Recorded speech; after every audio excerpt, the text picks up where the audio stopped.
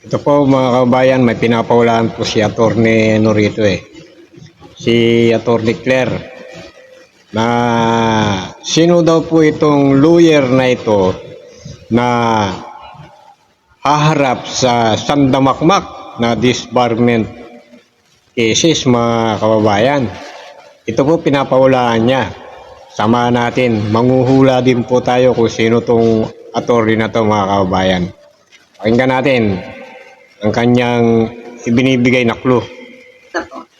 Sure talaga to. Hindi lang baka. Sure.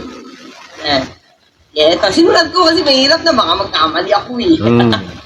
Una, BS na lawyer. Ano yung BS? Ano yan? BS? Alam mo, nung nag-reset kami, may teacher kami ganyan sa labor Anong to BS? nung labor laws namin Pag hindi nakakasagot, nag-BBS, mga ka-clear. BS. Pero iba to, iba yung experience. BS. Sino daw po itong attorney na ito mga kabayan na BS? Ayan, ang initial BS ha. Hindi pangalan ha. Yung tingin niya sa sarili niya, siya po ay BS. Ayan. BS na lawyer. Okay? BS. Okay? Ano sa tingin niyo yung BS? Sige nga, ano ibig sabihin ng BS? Sa inyo, sa inyo, sa inyo. Ano? Si Ari Roque yung HR. O pala. Sige, Sir G. Diba? Oo nga. Sabi ni Haposay, I'm home. Okay. Si Arkansas Paroy, si Coroy Sambalilo ng Arkansas, USA. Bakit ba ang mga Amerikano ayaw mag-test ng buo? Arkansas. Gusto na Arkansas. Arkansas. Parang salmon. Okay. So ito. Ang BS daw, sabi dito, bugtog sarado. Kumukha naman sarado sa 30. BS mga kababayan, yung tingin niya sa sarili, itong abogado ay believe sa sarili. Ayan, masyado siyang believe sa sarili. BS. Ayan. Bugtog sarado. Para sa akin Ito, actually yan ang ibig sabihin nung sa amin, no? Pag nag-research kami ng mali, nag-BBS yung teacher. Pero hindi pa naman ako na ganyan. Swerte. Hindi ako natatawag pagka mainit ulo ni teacher, ni prof. Yan yung BS. Balat sibuyas. Uy, ganun. Baklang stupid. Talaga. Okay. Balat sibuyas, si Marcoleta yan Ano? Mga kabayan, yung balat sibuyas, si Marcoleta yon.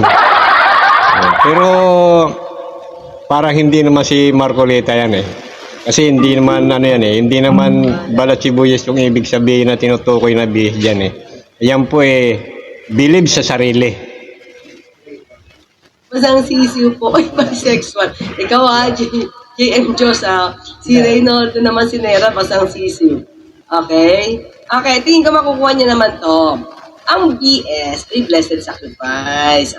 Ang BS ay, hindi naman pala mura. BS is believe. Believe na believe sa sarili. Dapat na BBS. Believe na believe sa sarili. Arthur Salido. Live po tayo. Live po. Nakakapagbasa ako ng comment. So, believe sa sarili. Diba? Ang dami niya ang believe sa sarili. Bakang salon. Talaga. Winifred. Ito rin si Jasmine, Baklang shock. Ito. Pwede rin. Ivan. Puntalan, Baliw sa ulo. Yan, diba? Ayan Yes. Believe. Sa Tagalog na, believe sa sarili. Yan. Nulat kasi, mahirap magkamali. Sumunod. Na mark as Duterte or Duterte supporter. Ayan, may mag-iisip kayo. Mark as Duterte or Duterte supporter. Yan. Ayan. Pero, kinakailang DBS siya. Diba? Parang wala doon sa Sara Duterte. Kasi, Duterte supporter siya mga kababayan, pero itinatanggi niya na siya daw ay DDS supporters. Ikinakahiya niya ang pagiging DDS, pero DDS siya. Oh. Si Marcoleta, alam ko, kilala naman natin eh. DDS supporters yan eh. Pero di ba kinaila niya noon na hindi daw siya DDS supporters. Oh, hindi daw siya DDS. Sino kaya itong abogado na ito, no? Duterte siya eh. Diba? So, marami nakakaalam na DDS siya, pero pinagkakaila niya na DDS siya. Oo, di ba? Mukhang hindi na si Harry Roque. All out to, all out. O hindi siya Roque kasi ano eh. Di ba? All out to, all Ngayon out. eh, talagang ano siya eh. Ganun ba, Mariana? Hindi niya kinakaila. Yung bang hula, basta ano, natangalatang DDS, pero sabi hindi. Ano yung kinakayan ng DDS na? Ayan, okay. Okay.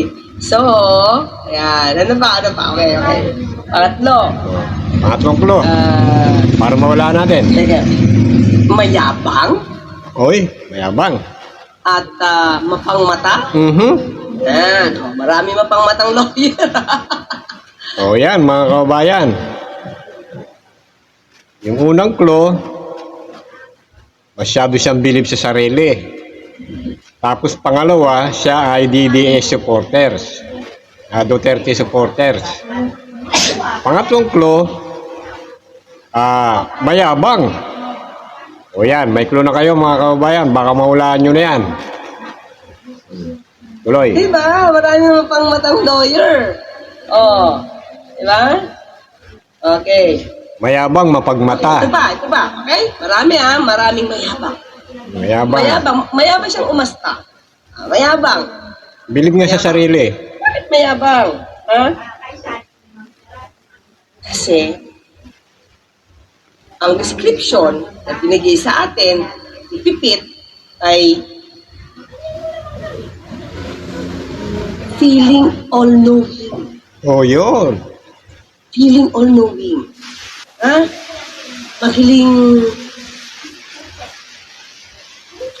Magaling gumawa ng raysay, kwento, theory. Basta, Ibig sabihin, feeling niya eh, magaling siyang lawyer. Oh, yan ang ano niya, sarili niya. Magaling siya. Yan ang kanyang pakiramdam sa kanyang sarili. feeling niya, siguro dating talaga niya, sa sarili niya, alam niya, matalino siya. Yan. Feeling niya matalino. Oh, matalino. Sino yan? Sino yan? Matalino ang tingin niya sa sarili. Yan. Tapos, yun, ito pa. Oh, yan. Sige, Okay, sige. marami na tayo. Una, Sige, mahulaan ko na yan. bilib sa sarili, markadong DDS, Hmm? pero sasabing hindi, Hmm. mayabang, Hmm? sabi ni Pipita, mayabang, at ito yung naging reason. Diba? At feeling matalino. Akala, hindi. Siguro matalino siya sa isipan niya talaga. Sa sarili niya lang. Matalino siya. Tapos, mahilig, mga kaklit. Saka inggitero ba? Inggitero? Pwede no! Yes! Pwede siyang inggitero. Inggitero. Yan, para neutral tayo. Inggitero. Yan, tapos, mga ka-clear, mahilig. Siya, mahilig siya. Maghamon. Akala ko... Hindi hamon. Hindi yung hamon, Akala ko kung saan mahilig. Mahilig. Humamon. Maghamon. Humamon. Hmm. Ng debate. Yeah. Hinamon na ako nito. Oh. Naku po. Parang alam ko na yan Parang alam ko na yan, Attorney Claire, parang kilala ko na yan. Yung nagamon kasi, ang nagamon kay Attorney Claire ng debate, ito pong si Attorney Rowena Buangson. Oh, yan ang nagamon. Si Rowena Buangson, mga kababayan. Hindi nyo ba natandaan na nagamon siya? Ang sabi ni Rowena Buangson, inamon niya si Attorney Claire ng debate, kailangan attorney sa attorney raw. Ayan sabi ni Rowena Guanzon. Ay wala nang iba, ito na nga si Buangson yun mga kabayan. Tuloy natin, tuloy. Hinama na ako rito. Yan, di ba? Yan. Okay. Ako, hindi ako may nasabi kung sino. Basta ito yung mga description na binigay ni Pipit. Ha? Pipit. Yan. Ibong pipit. Tapos, ano pa ba? Mahilig ad hominem. Mga malulutong na paninira. Uh-huh. Nakaka-degrade ng mga salita. Diba? So, yan. Baka naman may tumutugma na. Nakawig ba yan? Nakawig ba siya, attorney? Hahanapin ko sa listahan ko. Nilista ko yung sinabi ni Pipit. So, hinuhulaan ko din mga... Ang dami kasing ganyan. Ang daming ganyan. Okay. Tapos, ano pa ba? Bata pobre. Tao. Hindi issue. Ang karaniwang topic. Yun. Mahilig maghamon. Tao. Hindi totoo issue, hindi tao. Tao. Manira. Mahilig manira. Ang ginagawang topic. Diba? Hindi lawyer si Tequila. Hindi yan lawyer. Yes. Nakatungkod. Tungkod ba siya? Nag-iisipan ko kung nakatungkod. Minsan may dalang tungkod yan si Rowena Guanzon. Sabi dito ni Lily, Pueblos, may pumasok na ibang name. Tony Vic Rodriguez. Hindi pa ba siya nag-all out? Nadidiya siya. The womb, hindi pa ba si Anthony Rodriguez? Moises, height po ba niya? 49 years old. Parang wala sa akin description ng height alam na. Alam na. Diba, ni Marid Nanale. Ako alam ko na. Si Yayaning. Tapos, another clue. Marami pa tayong clue. Sabi na hukula. Ito, sabi niya. Balbasarado ba ito? Pag sinabi kong balbasarado, malalaman yun na lalaki, wala namang balbas yung babae. So, yun doon muna tayo sa neutral, babae lalaki. Para halaan natin. Ganda yan Okay, yan. Madaling mapikon. Nang aaway. Nangaaway. Ako po. Wala nang iba nga. Si Rowena Guanzon to, mga kabayan. Comment. Yan. Madaling mapikon. Di ba? Mukha pa bang tao? Sabi ni Sherlock. Mukha ba siyang tao? Sino iniisip ni Sherlock? Nako, Roy. Tao o mukhang hayop? Mukhang hindi na tao si Rowena Guanzon Okay. Nako po. Babae o lalaki? Marlon, tinatin pa natin Tinatin pa natin. Ayoko ibigay yung buong clue kasi malalaman niya na agad. Diba? Naku, magpapasko pa naman. Alam ko na. Si Buangson yan. Sandamakmak na disbarment cases. Nako. Diba? Kaya, dun tayo sa si Jack Magnaye from Milan, Yan, okay? Mukhang yun, mga kabayan. Ako sigurado yan si Rowena Guanzon. Madaling mapikon si Guanzon Inaway pa nga nito si si yung isang political analyst na si Llamas. Inaway ni Guanzon. Wala na si Rowena Guanzon to, mga kabayan. Abay, nahaharap pala ito sa sandamakmak na disbarment case, mga kababayan. Nako, ay dapat lang sa kanya yan. Kasi naturingan na abogado ito pag ito nagsalita parang hindi abogado Ano po, mga kababayan? Paano ba yan, Rowena Guanzon? Ayan sabi niya Attorney Claire Castro, mahaharap ka sa maraming kaso ng disbarment. Nako. Oh. Wala na. Wala na may pagmamalaki itong si Rowena Buangson. Siya na nga yung tinutukoy ni Atty. Claire Castro, mga kabayan. Mata pobre. O hindi ba, inang-away siya sa mall? Doon sa Rockwell. Inaway niya doon, hinamak niya, minumura-mura niya yung mag-asawa doon na Chinese national. O, dahil hindi daw siya naka-Gucci.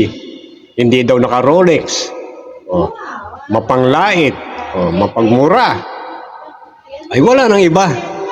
Oh, di po ba mga kabayan, si Rowena Buangson nga itong tinutukoy ni Atty. Claire. Yun na talaga. Oh.